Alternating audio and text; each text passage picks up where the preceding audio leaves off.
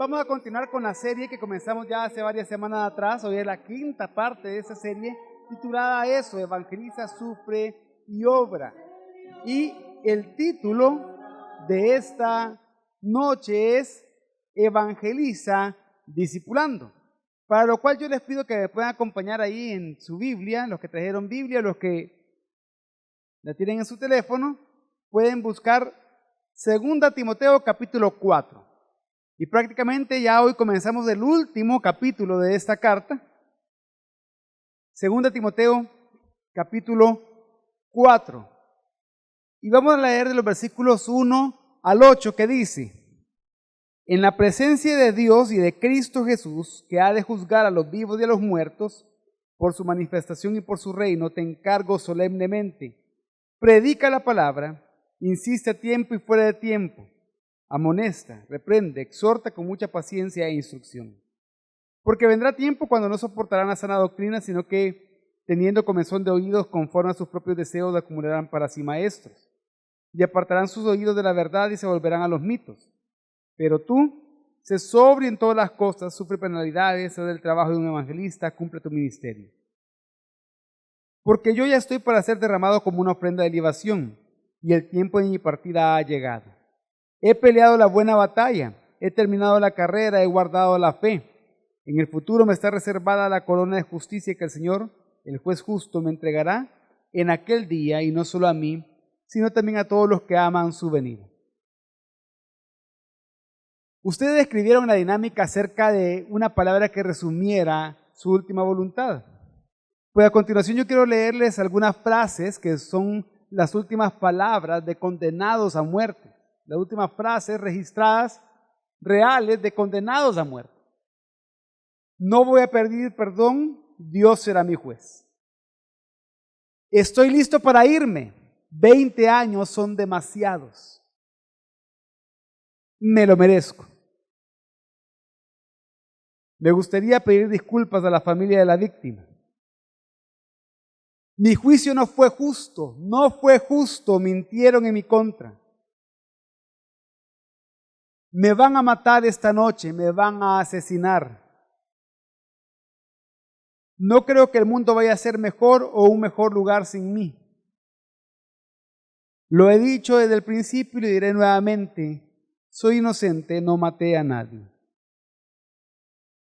Y es que las últimas palabras de los condenados a muerte antes de ser ejecutados, de cierta forma, revelan mucho de su forma de pensar y también de la condición en la que murieron.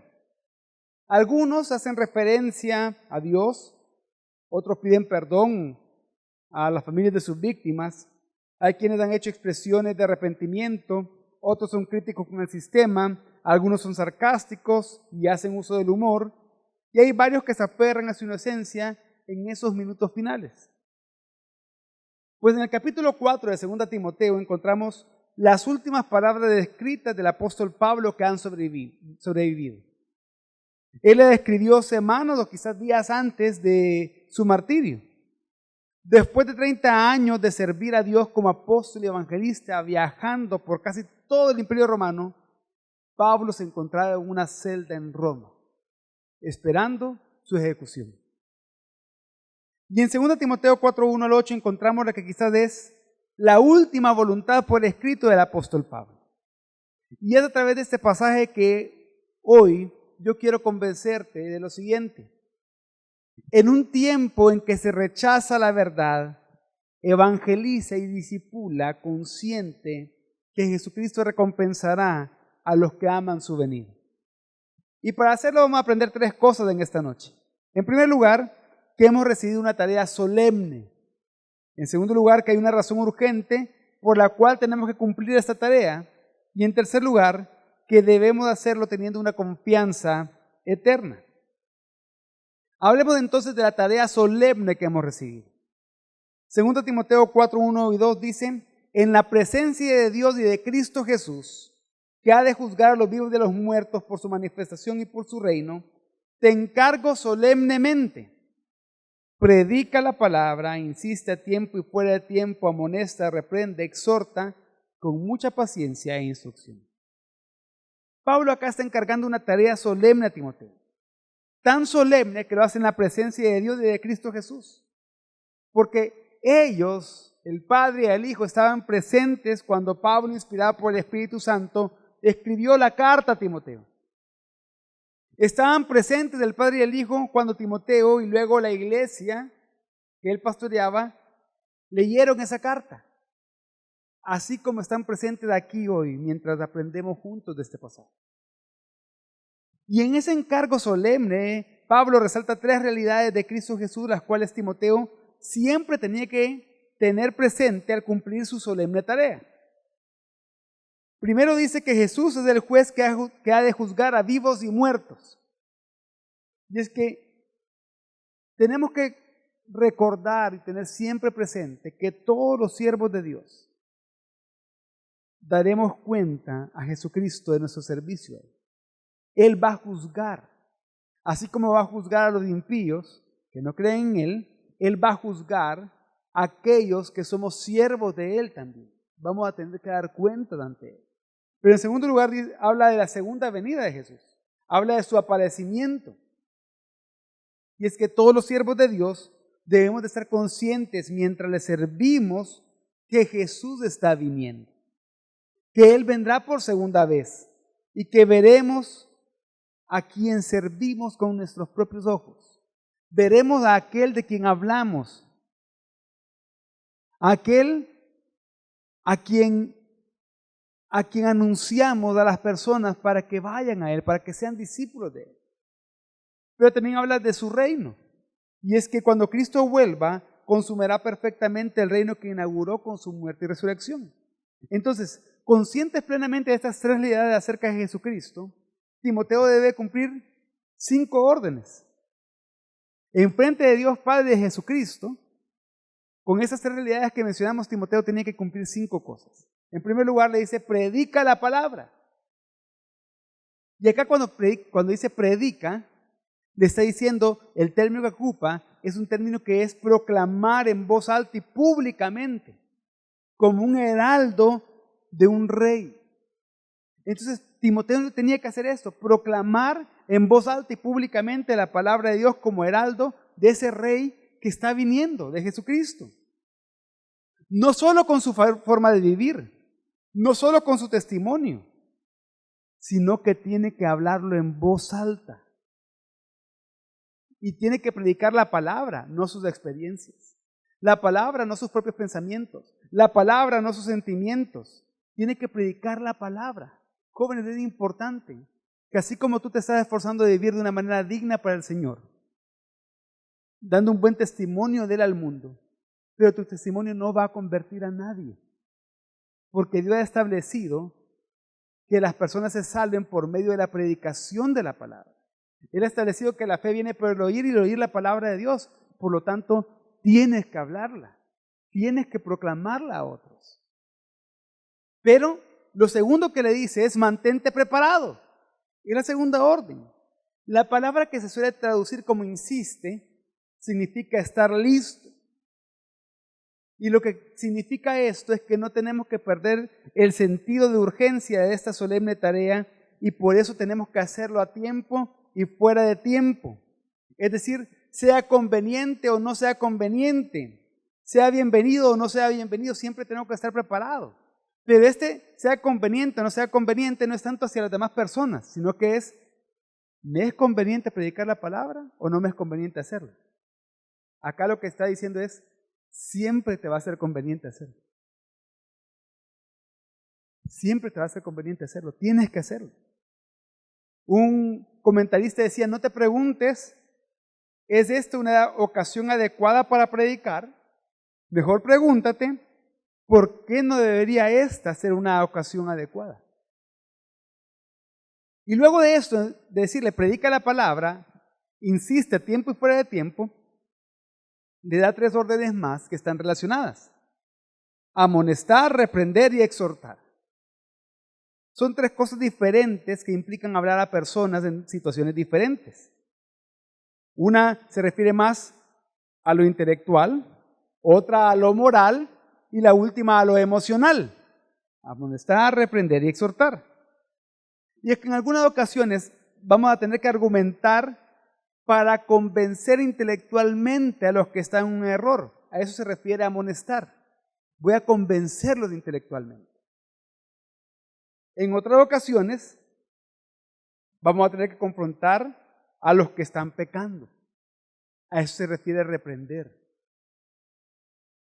Pero también tenemos que animar y alentar. Tenemos que, a los que están cansados, darles palabras de descanso por medio del Evangelio. A los que están temerosos, darles palabras de seguridad. A los que están ansiosos, darles palabras de paz. A eso se refiere exhortar.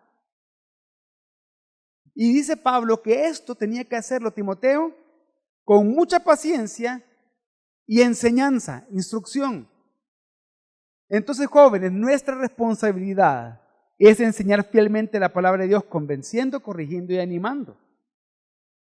Los resultados no son responsabilidad nuestra, es responsabilidad del Espíritu Santo.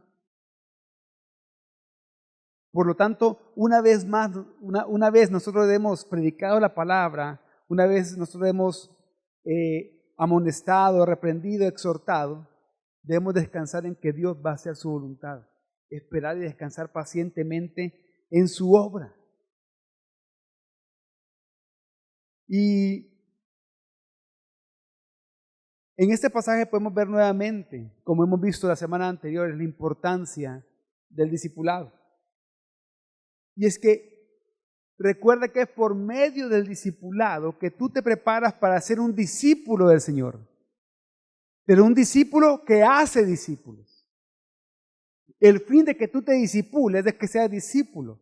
Pero tu fin de ser discípulo es que hagas discípulos. Ese es el mandamiento que Dios nos ha dado, que Jesús nos ha dado.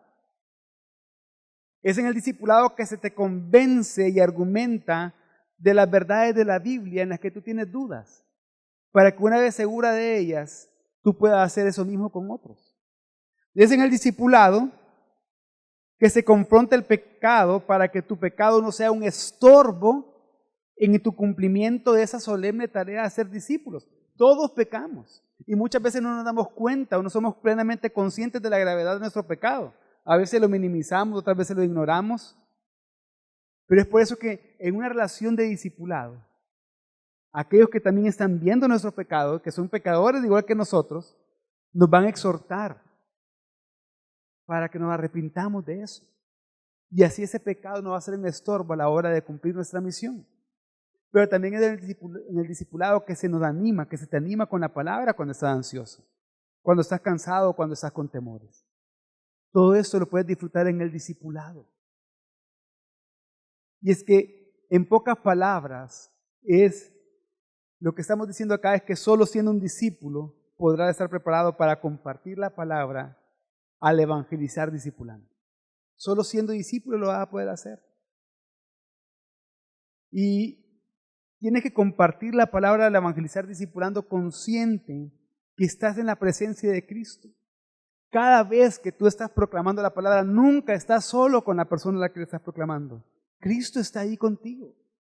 Tienes que compartir la palabra al evangelizar discipulando a tiempo y fuera de tiempo. ¿Qué quiere decir? Lo tienes que hacer en tu iglesia local, con tus hermanos en Cristo, en el discipulado, también en tu familia, en tus redes sociales, en tu trabajo, en tu lugar de estudios, en todo tiempo, en todo lugar. Pero también tienes que compartir la palabra al evangelizar discipulando con paciencia. Es bien importante, muchas veces no somos pacientes. Yo me he dado cuenta a veces incluso que con mis hijos no soy paciente, enseñándoles cosas bien básicas. Ya quisiera que lo aprendieran todo rápido, pero no. Porque nunca va a ser en mi tiempo ni a mi manera. Tengo que esperar en la voluntad de Dios. Porque yo no puedo transformar los corazones de nadie, ni tú lo puedas hacer. Por tanto, tienes que mostrar la misma paciencia que Dios te ha mostrado a ti. ¿O acaso Dios no te ha mostrado paciencia a ti? Ponte a pensar cuántos años tienes de cristiano, aquellos que tienen bastantes años de cristiano. Y en esos años de cristianos, ¿cuántos discípulos has hecho? ¿O cuáles discípulos estás haciendo ahora? Y tú puedes decir, bueno, son bien pocos, o quizás ahora no lo estoy haciendo. Pero Dios está teniendo tanta paciencia que una vez más está recordando esta tarea solemne. Pero muchas veces nosotros nos frustramos. Decimos, no, es que por más que le explico, sigue con los mismos temores, sigue con las mismas cosas. No es que vieras qué bicho más intenso este que estoy discipulando. Igual de intenso has de ser vos en otras cosas. Es que vieras qué necio. Igual de necio has sido tú también y Dios te ha tenido paciencia. Pero también tienes que compartir la palabra al evangelizar discipulando con instrucción. ¿Qué quiere decir? Que tienes que estudiar la palabra. Porque eso es lo que tienes que discipular, la palabra. Pero entonces esta es la tarea solemne que se le dio. Pero Pablo le da a Timoteo una razón urgente por la cual tiene que cumplir esa tarea, que lo vemos en los versículos del 3 al 5. Dice, porque vendrá tiempo cuando no soportarán la sana doctrina, sino que teniendo comezón de oídos, conforme a sus propios deseos, acumularán para sí maestros y apartarán sus oídos de la verdad, y se volverán a los mitos. Pero tú, sé sobrio en todas las cosas, sufre penalidades, haz el trabajo de un evangelista, cumple tu ministerio. Aquí Pablo da las razones por las cuales Timoteo debe hacer discípulos predicando la palabra. Y se destacan dos veces dos actitudes de las personas de los últimos tiempos que tienen que ver con el oír. Por un lado, vemos de que las personas rechazan la sana doctrina y apartan los oídos de la verdad. Por otro lado, acumulan falsos maestros que prediquen a sus propios deseos y se vuelvan a mitos. ¿Qué vemos acá entonces? Que no quieren oír, que rechazan la sana doctrina porque no lo satisfacen su comezón de oídos. Y es por eso que se acumulan falsos maestros que predican sus propios deseos. Es decir, se acumulan aquellos que les van a enseñar aquellas cosas que sí les rasquen la picazón de los oídos. ¿Por qué? Porque tienen una comezón de oír. Por ejemplo, ¿a cuántos de acá no tienen que levantar la mano?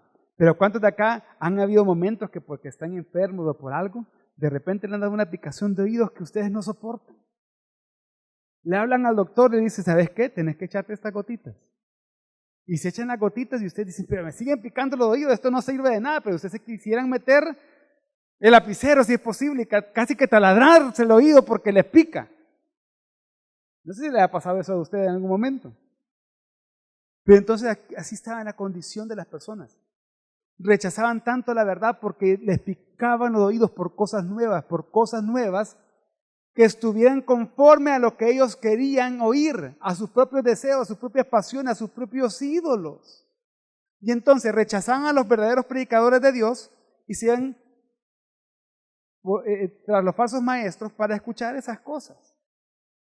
En otras palabras, Dios prefería los mitos que la verdad. Esto nos enseña que las personas naturalmente se alejan de la verdad y van tras la mentira. Y precisamente esto, jóvenes, vemos hoy en la sociedad salvadoreña. Falsas enseñanzas religiosas y culturales que están satisfaciendo la comezón de oídos y que hace que la gente se aleje de la verdad. Al final, el amor propio es lo que nos va a hacer buscar todos esos tipos de falsas enseñanzas. Porque en mi amor propio, que me amo tanto y quiero vivir para mí mismo y para satisfacer mis propios deseos, que entonces yo voy a querer justificar esos propios deseos con enseñanzas que se adecúen a eso. Por ejemplo, me llama la atención que mencionan feminismo. Fíjense que una de las falsas enseñanzas culturales que están siguiendo los jóvenes es, por ejemplo, se ve en el área del matrimonio y los hijos. De que ven el matrimonio como algo que les puede llegar a impedir cumplir sus sueños. Y dicen, bueno, no me voy a casar, por lo menos no ahorita. Sí, sería bueno casarme, no sé cuándo. Primero voy a ser profesional. Pero después voy a sacar la maestría. Pero después voy a sacar el doctorado. Pero después voy a hacer esto otro. Después voy a poner mi negocio. Lo cual son cosas que no son malas en sí mismas. Lo que pasa acá es qué concepto tú tienes del matrimonio. Que lo ves como un estorbo para cumplir los sueños, al igual que los hijos. Hace poco, no sé si ustedes han visto ese anuncio. Venía con mi familia en la Manuel Enrique Araujo, cerca de donde está CIFCO, bueno, hoy el Hospital de Salvador, subiendo como para Santa Tecla, antes de llegar al semáforo, como una cuadra antes, había un rótulo de una fundación. Y no me acuerdo si era, no me acuerdo la fundación. Pero que tenían como dos jóvenes. Y el rótulo que decía es, yo planifico, porque quiero cumplir mis sueños. Estoy diciendo, yo planifico, no voy a tener hijos porque quiero cumplir mis sueños. En otras palabras, los hijos son estorbos para que los padres cumplan sueños. Y es por eso que no hay que tener hijos. Ese es el mensaje de eso. Y lo habían hecho con caricaturas, bien bonito y todo, pero ese es el mensaje. También me llama la atención aquello de la prosperidad, porque lo que pasa es que se están predicando falsos evangelios. Un evangelio social en el que solo se necesita la ayuda de la comunidad, pero se olvida de que Dios salva a las personas. Como que solo predican a la autoestima para que la gente se sienta mejor, o al libertinaje, o la prosperidad porque realmente las personas aman el dinero.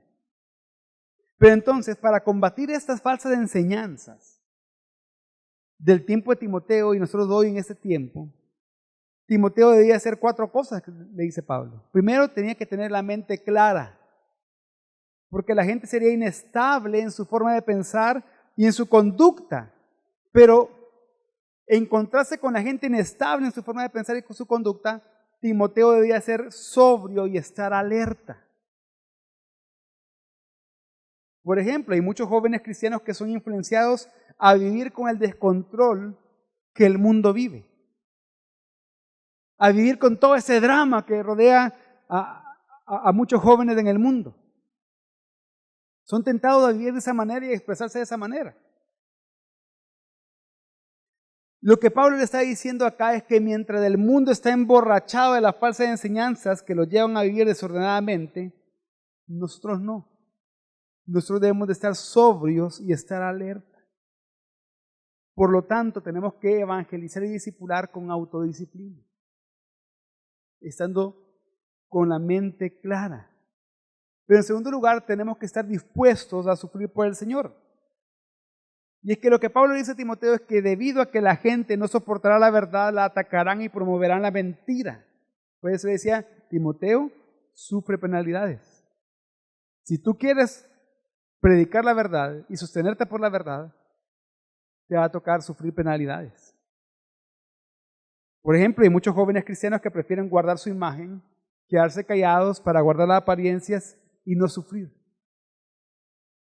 Y no necesariamente que hacen cosas malas y se van con el desempeño del mundo, que en sus trabajos son reconocidos y en sus universidades son reconocidos por súper buenas personas, súper diligentes, súper comprensivos, que siempre están sonriendo y todo.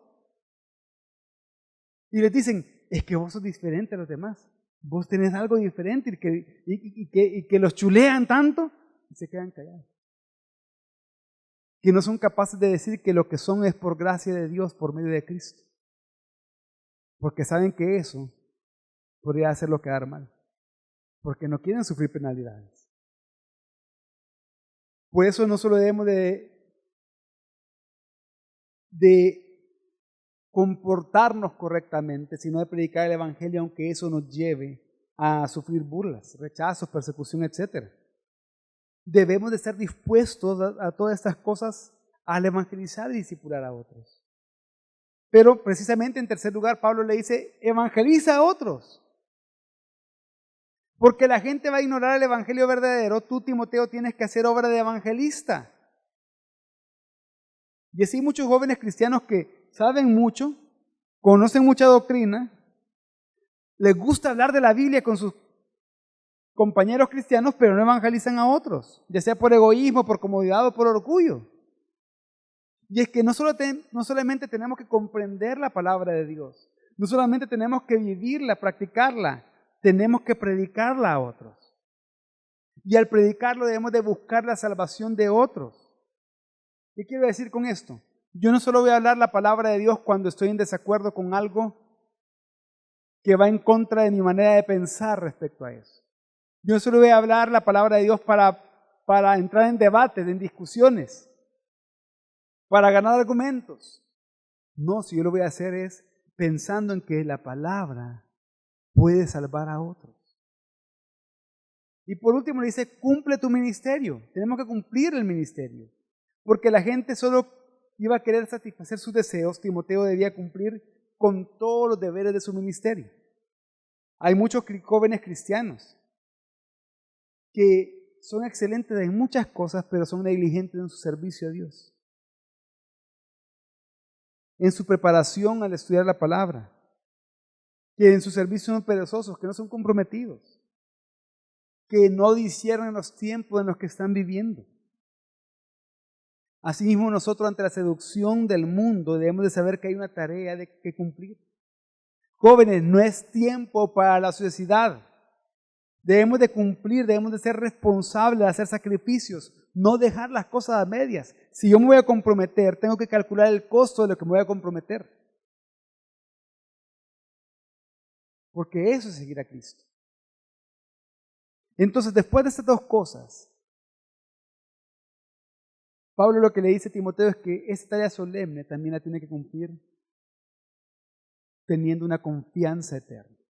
Y es lo que vemos en 2 Timoteo 4, 6 al 8, que dice, porque yo ya estoy para ser derramado como una ofrenda de libación, y el tiempo de mi partida ha llegado. He peleado la buena batalla, he terminado la carrera, he guardado la fe. En el futuro me está reservada la corona de justicia que el Señor, el juez justo, me entregará en aquel día, y no solo a mí, sino también a todos los que aman su venida. El autor y pastor Frederick Landbridge ilustró en una frase la condición de dos hombres que estaban en la misma prisión, pero cada uno con una perspectiva de vida diferente. La frase dice, dos hombres miran por los barrotes, uno ve el barro y otro las estrellas. Y es que Pablo, mientras está escribiendo estas últimas palabras, no está viendo lo sucio, húmedo y solitario de su celda. Él está viendo las estrellas. Es decir, que él ve su pasado, él ve su presente y ve su futuro con una perspectiva eterna, viendo al cielo. Cuando ve su presente, ve las estrellas. Cuando ve su pasado, ve las estrellas. Cuando ve su futuro, ve las estrellas. Y es que acá vemos que Pablo nos está enseñando, en primer lugar, que debemos de vivir viendo el presente con confianza eterna. Por eso dice, porque yo ya estoy para ser derramado como una ofrenda de libación y el tiempo de mi partida ha llegado. La realidad presente de Pablo es que él estaba a punto de morir y partir. Y esto lo presenta primero por medio de la vívida imagen de una ofrenda de libación, que era una tradición judía, parte de la ley judía, de que se derramaba una copa de vino en la base del altar como parte del ritual del sacrificio del cordero. Pablo se veía así, es como ese vino derramado, ya estaba listo para que su vida fuera derramada al Señor. Y la imagen de ese vino tinto cayendo sobre el altar se convirtió en una metáfora operativa de cómo Pablo consideraba su vida. Su vida era una ofrenda para adorar a Dios. Pablo en ese momento no pensaba en que sería ejecutado, sino que él mismo se estaba ofreciendo como sacrificio a Dios. No me ejecutan porque me agarraron preso y me están acusando de sedición. Yo me ofrezco a Dios. Pero ¿cómo estás viviendo tú tu vida? ¿A quién estás adorando con tu vida? ¿Para quién te sacrificas? ¿Para quién te estás presentando como ofrenda? Y es que recuerda que todos somos adoradores. Todos adoramos todo el tiempo. Todos tenemos nuestras liturgias, nuestras formas de adoración. La cuestión es, ¿a quién adoras y cuáles son esas liturgias que tú practicas en tu vida? Pero también Pablo presenta otra imagen, la de un barco siendo desamarrado del puerto a punto de partir para ir a su nuevo destino. Un destino que Pablo ya estaba esperando. Recordemos que a los filipenses le escribió en Filipenses 1:23 que él tenía el deseo de partir y estar con Cristo, pues eso es mucho mejor. Fíjense que esto me recuerda a lo que este deseo de Pablo de decir, ya ya me voy a un mejor lugar. Ya mi barco va al destino, al mejor destino de todos. Me recuerda a lo que escribió C.S. Lewis en su último libro de las Crónicas de Narnia, La Última Batalla, que dice: y para nosotros ese es el final de todas las historias y podemos decir verdaderamente que todos vivieron felices para siempre. Sin embargo, para ellos fue solo el principio de la historia real. Toda su vida en este mundo y todas sus aventuras en Narnia no habían sido más que la cubierta y la primera página. Ahora por fin empezaba el primer capítulo del gran relato que nadie en la tierra ha leído, que dura eternamente y en el que cada capítulo es mejor que el anterior. Pablo, cuando dice el tiempo de mi partida ha llegado, voy a comenzar a vivir ese primer capítulo. Pablo sabía que su presente era morir en poco tiempo, pero su esperanza lo mantenía viéndola de estrellas. Joven, tú también vive tu presente con confianza eterna, en adoración a Dios, considerando tu vida como una ofrenda de sacrificio a Él, pensando cada día en el tiempo de tu partida. Pero Pablo también nos enseña a vivir viendo el pasado con confianza eterna. Él escribió: he peleado la buena batalla, he terminado la carrera, he guardado la fe. Y Pablo presenta 3 metáforas que había usado en la carta, si se recuerdan, para hablar de su pasado: soldado, atleta y mayordomo. Como soldado, Pablo combatió para defender el evangelio de falsos maestros y falsas enseñanzas. Él estuvo dispuesto a sufrir por el imperio romano, pero consciente que su lucha no era contra sangre ni carne, sino contra principados, contra potestades, contra los poderes de este mundo de tinieblas, contra fuerzas espirituales de maldad, como él había escrito en Efesios capítulo 6. En medio del polvo de su celda, él vio la estrella y dijo: estoy satisfecho, he peleado la buena batalla. Pero como atleta, Pablo corrió por el curso específico que Dios había establecido para él hasta la meta que Dios le había puesto. La carrera de Pablo comenzó en ese camino de Damasco, cuando él estaba persiguiendo a los cristianos. Luego, ya una vez que se encontró con Jesucristo y se convirtió, pasó por el desierto de Arabia. Atravesó todo el mundo antiguo en 3 viajes misioneros hasta llegar a Roma. Y es bien interesante que antes de esos últimos viajes, Pablo, cuando se despidió de la iglesia de Éfeso, en Hechos 20:24 les dijo: pero en ninguna manera estimo mi vida como valiosa para mí mismo, a fin de poder terminar mi carrera y el ministerio que recibí del Señor Jesús, para dar testimonio solemnemente del evangelio de la gracia de Dios. Él veía su ministerio como una carrera que tenía que terminar. Pero también vemos que como mayordomo Pablo guardó el tesoro, el depósito que le había sido encomendado. Lo proclamó y lo vivió fielmente. Imagínense esto: Pablo se veía como un soldado, como un atleta y como alguien que estaba guardando un depósito, como alguien que estaba cuidando un tesoro. Yo lo veo así, que cuando estaba preparando la enseñanza, me imaginaba aquel soldado que le encomiendan ese tesoro y dicen: tienes que defender con tu vida lo que hay en esta caja.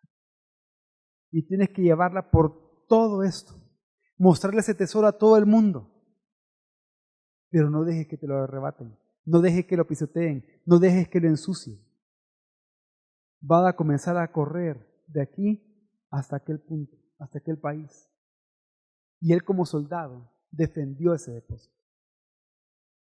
Como atleta corrió por todos esos lugares enseñándolo, mostrándolo. Así como cuando en la Olimpiada se corre con la antorcha olímpica. Él iba enseñando, mostrando como atleta, corriendo esa carrera. Pero guardó ese depósito. De manera que fue hallado fiel. Y ahora tú, joven, tienes que pelear la batalla. Tú debes de correr la carrera. Tú debes de guardar la fe. Por eso pidamos al final que, como Pablo, podamos decir esto. Que al final de nuestras vidas podamos decir: he peleado la buena batalla. He terminado la carrera, he guardado la fe. Pero Pablo, para terminar, también nos enseña a vivir viendo el futuro con confianza eterna. Dice: en el futuro me está reservada la corona de justicia que el Señor, el juez justo, me entregará en aquel día, y no solo a mí, sino también a todos los que aman su venida. Pablo tenía la convicción de que Cristo, el juez justo, lo iba a recompensar con la corona de justicia. Imagínense esto. Pablo estaba en una celda. El emperador Nerón lo había condenado a muerte. Pero aproximadamente 30 años antes, aunque en su presente el emperador Nerón lo había condenado a muerte, aproximadamente 30 años atrás, el Padre había declarado justificado por los méritos de Cristo a Pablo. Lo había declarado justo por la fe en Cristo Jesús. Pablo vio por medio de los barrotes de la prisión y lo que vio de Jesucristo. Ya no vio las estrellas, vio a la estrella de la mañana que venía y que lo estaba esperando con la corona de justicia.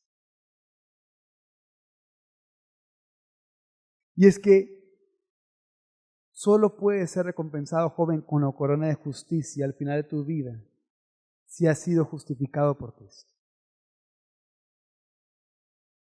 Y es que la justificación de nuestros pecados es la más grande necesidad que como pecadores tenemos. Y tú no puedes ser justificado de tus pecados por tus propios medios, es imposible.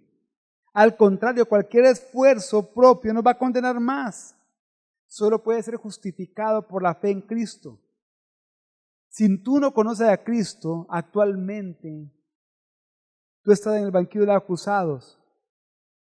El fiscal te está poniendo más cargos cada vez. A medida que vivas cada día de tu vida, tienes más cargos porque todos los días pecas. Y por más que tú quieras borrar esos cargos, no puedes. Borras uno y así 5 más en tu contra. No puedes justificarte a ti mismo. En ese juicio llevas todas las de perder a menos que alguien reciba la pena, reciba el castigo que tú tienes que recibir, y ese alguien es Jesucristo. Porque al que no lo hizo pecado, al que no conoció pecado, lo hizo pecado para que nosotros fuéramos hechos justicia de Dios en él, dice 2 Corintios 5:21.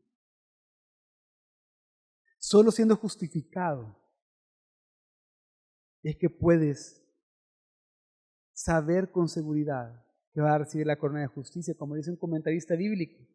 Uno recibe la corona final de justicia precisamente porque uno ya ha recibido la justicia de Cristo. La pregunta es, ¿tú ya recibiste la justicia de Cristo? Esa justicia que solo se alcanza por la fe en Él y por el arrepentimiento de tus pecados. En su segunda venida, Cristo vendrá a juzgar a los vivos y a los muertos. Por tanto, debes de ser consciente que no corres a Cristo en arrepentimiento y fe. Y si sigues así, sin correr a Cristo en arrepentimiento y fe, serás juzgado por tus pecados. Pero si corres a Cristo, o si ya has corrido a Cristo en arrepentimiento y fe, tendrás salvación, y no solo salvación, sino que la convicción de ser recibido en su reino y recibir la corona de justicia que Él dará a todos los que aman su venida. Pero la pregunta acá también es, ¿amas tú la venida de Cristo? ¿Realmente estás viviendo anhelando y deseando que Cristo vuelva por segunda vez? ¿Realmente lo estás haciendo? En su libro Mero Cristianismo, C.S. Lewis advirtió lo siguiente: desde que los cristianos dejaron de pensar por completo en el otro mundo, se volvieron totalmente ineficaces en este. Y es que si tú solo estás viviendo para este mundo, solo con la mirada puesta en este mundo, solo con la mirada puesta en el barrio y no la de estrellas, vas a ser ineficaz. Para este mundo y para el siguiente. Por eso, joven, ama la venida de Cristo más que las cosas de este mundo. Vive con confianza eterna. El miércoles pasado, Pastor Javier compartió un tuit que decía: los acontecimientos nacionales y mundiales nos deben despertar a la realidad que el fin de nuestra nueva vida no es tener lo que más podamos de este mundo, sino preparar nuestro encuentro eterno con Jesucristo. Y esto es lo que me enseña esta última parte de este pasaje que estamos estudiando hoy. Por eso comparte la palabra con tu esperanza puesta en Cristo, quien volverá y recompensará tu sufrimiento como soldado, tu disciplina como atleta y tu lealtad como mayordomo. Por eso, joven, en un tiempo en que se rechaza la verdad, evangeliza y disipula consciente de que Jesucristo recompensará a los que aman su venida.